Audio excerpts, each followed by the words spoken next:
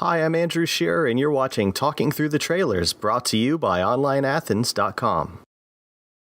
In this video, I'll be giving some trivia and insight on a couple of movies opening here in Athens this week. Now, I haven't seen them, so these aren't reviews. It's just the kind of first impression stuff that I would annoy you with if we were sitting in a theater together during the previews, only you're not sitting with me, and you can turn this off if you find me annoying. So obviously what we're looking at here, the trailer for the Lego Batman movie. They're calling it a spin-off of the Lego movie, which came out this same weekend in 2013, and it was a bigger hit than anyone, I think, even anticipated. On a $60 million budget, I think it ended up raking in almost $500 million. So of course there'll be a part 2 eventually, but for now we get this, and to me, it looks like a license to print money. I mean, Legos are timeless, popular toys. Batman, a timeless, popular character. You can't lose here. And before I go on, I should mention that if you didn't see the Lego movie, I'm telling you, see it. It is much funnier than you think it'll be. I mean, even if you think it'll be kind of funny sometime, no. It's hilarious all the time. I'm serious. But how funny is Lego Batman going to be? I mean, it's not by the same directors. Phil Lord and Chris Miller are just producing it. This one is by Chris McKay, best known for doing the stop-motion Adult Swim shows on the Cartoon Network, Robot Chicken and Moro Oro, but he did co-direct the animation of the Lego movie, and it could be a big reason why the humor worked so well and the computer effects looked so convincingly like stop motion. In purely technical terms, it was just as remarkable as the comedy was. There's of course a celebrity voice cast here. You got Will Arnett as Batman, Zach Galifianakis as the Joker, Rosario Dawson as Batgirl, Michael Cera as Robin, Jenny Slate as Harley Quinn, and Billy D. Williams reprising his role as Harvey Dent / Two-Face from the Tim Burton Batman. I mean, just on paper alone, I can tell that this is going to be way better than Suicide Squad, probably better than Batman vs. Superman. And, you know, those movies are proof that stuff like this, it doesn't have to be good to make money. And the Lego movie, it didn't have to be good, and it would have made money, but it was good.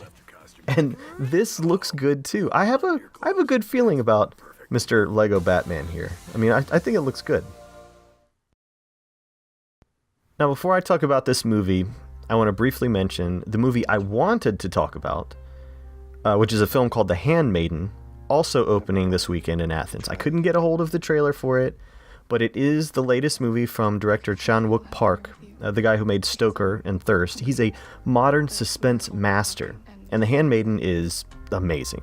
It's based on the Welsh novel The Fingersmith, which I believe was already adapted once before by the BBC, but in his version, the setting has changed from England to Korea. Anyway, I know it's weird that I'm talking about a different movie than what's on screen right now, but really I mean this. Go see The Handmaiden this weekend at Athens Cine. It was on like 40 critics' top 10 lists for 2016, and we're lucky to be getting it on the big screen here finally. I have seen that movie. It is great.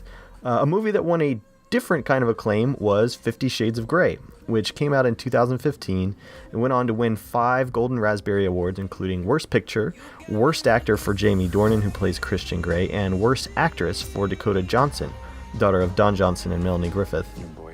Worst Screen Combo for Dornan and Johnson, and Worst Screenplay. And what's wild about that was that one of the few positive things critics said about the original 50 Shades of Grey was that it was an improvement over the book. Speaking of books, 50 Shades Darker was filmed back-to-back with 50 Shades Freed, and both of those are adaptations of the other 2 novels in the trilogy by E.L. James. The next one is set to come out next Valentine's Day, 2018, but for right now, the fans get this, which sees the return of both actors as the main characters, but not director Sam Taylor Johnson. The 2 sequels are both by James Foley, who hasn't made a movie in 10 years. He's mostly been doing TV, like I think he did House of Cards. But his filmography includes 80s movies like At Close Range and Who's That Girl, and Glengarry Glen Ross in the 90s. But it's just like what happened with the Twilight movies. A woman directed the first one, and a woman wrote it too, and they made lots of money. And the next ones were all directed by men and written by men. I mean, I could be wrong with my trivia here, but that's what I remember happening. But what I do know, though, I mean, this could be fantastic, for all I know. I mean, there were lots of protests and troubles with the ratings, and people had really big problems with 50 Shades of Grey. I didn't see it. I haven't seen it. But I did see The Handmaiden, and The Handmaiden is fantastic, and that's pretty much all I can tell you. Thanks for watching, and be sure to subscribe to the Cinemaphile podcast on iTunes, Stitcher Radio, and Downcast apps, and follow our Instagram at ABH Cinema and our Twitter at ABH Cinema. Thank you.